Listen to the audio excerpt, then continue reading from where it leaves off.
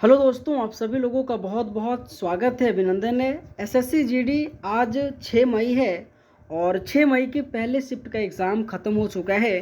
तो आज के पेपर में दोस्तों क्या क्या क्वेश्चन पूछा गया था, इस क्लास के माध्यम से एग्ज़ाम रिव्यू करने वाले हैं। और दोस्तों ये सारा का सारा रियल क्वेश्चन है, तो आप सभी लोगों को दोस्तों ध्यान से सुनना है, ठीक है। पहला क्वेश्चन ये रहा कि निम्नलिखित में से किसने चालुक्य राजा पुलकेशिन द्वितीय को पराजित किया था।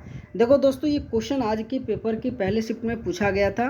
तो यहाँ पे याद रखिएगा नरसिंह वर्मन प्रथम आ जाएगा और इन्हीं के दौरान पुलकेशिन द्वितीय को दोस्त पराजित किया गया था। लेकिन अगर मैं राजा पुलकेशिन द्वितीय से कुछ इंपॉर्टेंट फैक्ट की बात करूँ ना, तो इनका राजधानी याद रखिएगा, जो कि हमेशा बादामी से पेपर पूछा जाता है। अगर मैं कहूँ तो पुलकेशिन द्वितीय ना हर्षवर्धन को नर्मदा नदी के तट पर पराजित किया गया था। ये भी क्वेश्चन बार बार पूछा जाता है। आने वाले शिफ्ट में ये पूछा जाएगा कि राजा पुलकेशिन द्वितीय ने हर्षवर्धन को कौन से नदी के तट पर पराजित किया था, तो वहाँ पे नर्मदा याद रखिएगा। इसी के साथ याद रखिएगा पुलकेशिन द्वितीय के दौरान ही चीनी यात्री जो फायान है ना, ये भी आया था। तो ये भी पॉइंट आपके पेपर के लिए बहुत इंपॉर्टेंट है। अगर मैं हर्षवर्धन की बात करूँ तो हर्षवर्धन के दरबारी कवि वाण्यभट्ट के रूप में जाना जाता है और वाण्यभट्ट ने 2 पुस्तक लिखा था। अगर मैं बात करूँ हर्षचरित और दूसरा कादम्बरी, ये दोनों के दोनों भी याद रखिएगा, क्योंकि क्वेश्चन बार बार आपके एग्जाम में हर्षवर्धन से भी पूछा जाता है। अगला क्वेश्चन पूछा गया था कि सामान्य मनुष्य की सुनने की जो क्षमता होता है ना, सर्वसीमा कितनी होती है। दोस्तों ये भी क्वेश्चन आज के पेपर में आपके देखने को मिला था, ठीक है। अगर मैं यहाँ पे आंसर की बात करूँ तो आप सभी लोगों को ध्यान रखनी है 20 HZ से लेकर 20,000 HZ आ जाएगा, ठीक है। 20 HZ से लेकर 20,000 HZ आ जाएगा और हमेशा सर्वसीमा, परसीमा, अपरव सीमा से क्वेश्चन बार बार पूछा जाता है। तो ये भी पॉइंट याद रखिएगा। बाकी बात दोस्तों, अगर आप सबको ये क्लास अच्छा लग रहा होगा तो आप सभी लोगों से रिक्वेस्ट है वीडियो को लाइक करके चैनल को जरूर सब्सक्राइब करना, ठीक है। अगला क्वेश्चन पूछा गया था कि जीएसटी परिषद जो है ना, उनका प्रमुख कौन होता है। अगर मैं इनके प्रमुख की बात करूँ ना, तो देखो यहाँ पे प्रधानमंत्री हो ही नहीं सकता है, यहाँ पे केंद्रीय वित्त मंत्री इस क्वेश्चन का राइट आंसर आ जाएगा, ठीक है। अगर मैं जीएसटी काउंसिल की बात करूँ प्रमुख कौन होता है, तो यहाँ पे केंद्रीय वित्त मंत्री आ जाएगा।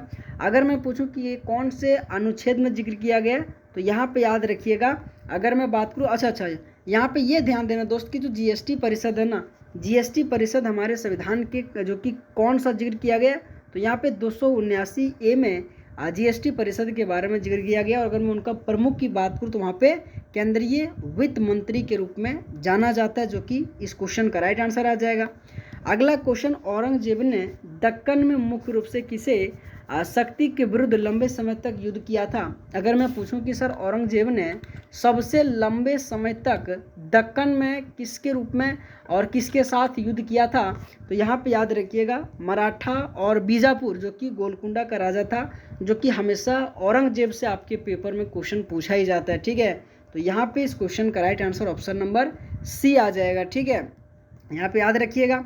बाकी बात अगला क्वेश्चन जाने से पहले एक छोटा सा इन्फॉर्मेशन, अगर आप एसएससी जीडी 2026 की एग्ज़ाम देने जा रहे हैं तो आप सबके लिए बेहतरीन तरीके से ईबुक बनाया हूँ, जो कि PDF फॉर्मेट में। अगर दोस्तों आप सबको लेना, अपने कमियों को दूर करना चाहते हैं तो दोस्त आपको इस व्हाट्सअप नंबर के माध्यम से जुड़ना है। मात्र 21 रुपये लगेगा। बहुत बेहतरीन कंटेंट है आपके पेपर में दोस्त। जिस तरीके से क्वेश्चन पूछा जाना, बहुत सारा क्वेश्चन मैं आपको यहाँ पे दूंगा, ठीक है, जो आपको बहुत मज़ा भी आएगा। आइए दोस्त अगला क्वेश्चन देखते हैं। 16 से 18 फरवरी 2025 के बीच अंतर्राष्ट्रीय पक्षी महोत्सव कहाँ पर आयोजित हुआ है। अगर मैं अंतर्राष्ट्रीय पक्षी महोत्सव की बात करूँ ना, कहाँ पे आयोजित हुआ है, तो आप सभी लोगों को याद रखनी है। बोले सर प्रयागराज, उत्तर प्रदेश इस क्वेश्चन का राइट आंसर आ जाएगा।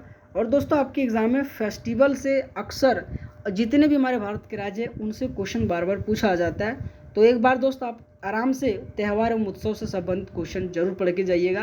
क्वेश्चन आपके पेपर में पूछा जा रहा है। अगला क्वेश्चन ये रहा कि नीरज चोपड़ा ने अपना पहला स्वर्ण पदक किस एशियाई खेल में जीता था। दोस्तों कोई ऐसा पेपर नहीं जिसमें नीरज चोपड़ा से क्वेश्चन ना पूछा जाता हो यार। एक ने क्वेश्चन नीरज चोपड़ा इतना इंपॉर्टेंट टॉपिक बन चुका है ना, जो पूछ लिया जाता है।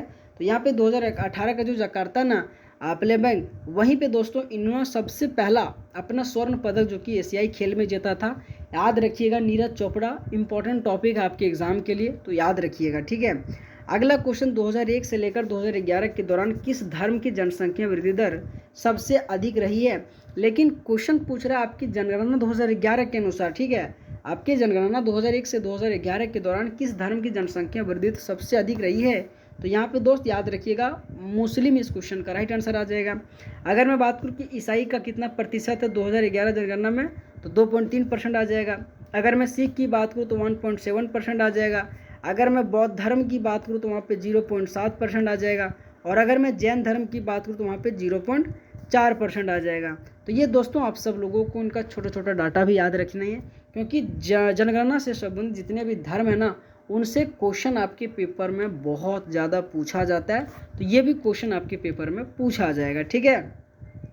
अगला क्वेश्चन देखते हैं, और अगला क्वेश्चन ये रहा कि अंधियारा किस प्रकार का शब्द है। अगर मैं अंधियारा की बात करूँ किस प्रकार का शब्द है, तो यहाँ पे तद्भव इस क्वेश्चन का राइट आंसर आ जाएगा, ठीक है, तद्भव इस क्वेश्चन का राइट आंसर आ जाएगा। अगला क्वेश्चन एनजीओ का पूर्ण रूप क्या है, आपके पेपर के लिए इंपॉर्टेंट, आपकी फुल फॉर्म बहुत इंपॉर्टेंट है। तो यहाँ पे क्या करोगे, बोले सर न्यू गवर्नमेंट ऑर्गेनाइजेशन, बोले सर ना। यहाँ पे नेशनल जनरल ऑर्गेनाइजेशन, बोले ना। यहाँ पे नॉन ग्रांटेड ऑर्गेनाइजेशन, बोले सर यहाँ पे आंसर आ जाएगा नॉन गवर्नमेंटल ऑर्गेनाइजेशन, इस क्वेश्चन का राइट आंसर आ जाएगा। और हमेशा एनजीओ के साथ साथ ही आपके कंप्यूटर से संबंधित, ठीक है, आपके कंप्यूटर से संबंधित जितने भी फुल फॉर्म है जरूर ध्यान रखिएगा। आपके एसएससी हो या रेलवे हो, अक्सर आपकी फुल फॉर्म से क्वेश्चन पूछा जाता है, तो आपके लिए इम्पोर्टेंट है। अगला क्वेश्चन ये रहा कि रात के समय सुरक्षा गार्ड का सबसे प्रमुख कार्य क्या होता है। सो जाना होता है, बोले सर सो जाना नहीं होता है, गश्त करना, टीवी देखना, लोगों से बातें करना। देखो अगर मैं यहाँ पे बात करूँ ना, तो कहीं ना कहीं आप आराम से इस क्वेश्चन का आंसर लगा सकते हो, क्योंकि सर सो जाना एक प्रकार से नहीं है, टीवी देखना नहीं, लोगों से बात करना नहीं, यहाँ पे गश्त करना यानी कि पेट्रोलिंग करना एक प्रकार से सुरक्षा गार्ड का सबसे प्रमुख कार्य है। और ये क्वेश्चन आपके हिंदी में पूछा गया था, क्योंकि पुलिस का एग्जाम है और पुलिस में ये सारा का सारा क्वेश्चन पूछा ही जाता है, तो यहाँ भी याद रखिएगा। बाकी बात दोस्तों एक बार पुनः कह रहा हूँ, अगर आपको अभी भी अपने कमियों को सुधारना चाहते हैं तो ये कंटेंट नहीं, ये सिलेक्शन है, जरूर जुड़िएगा, मात्र 21 रुपये लगेगा। ऑल द बेस्ट, आप सब लोगों का बहुत बहुत धन्यवाद। अगर आप सबको ये क्लास अच्छा लगा हो तो आप सभी लोगों से रिक्वेस्ट है वीडियो को लाइक करके चैनल को जरूर सब्सक्राइब करना, ठीक है। ऑल द बेस्ट, आप सबका बहुत बहुत धन्यवाद। Thank you so much.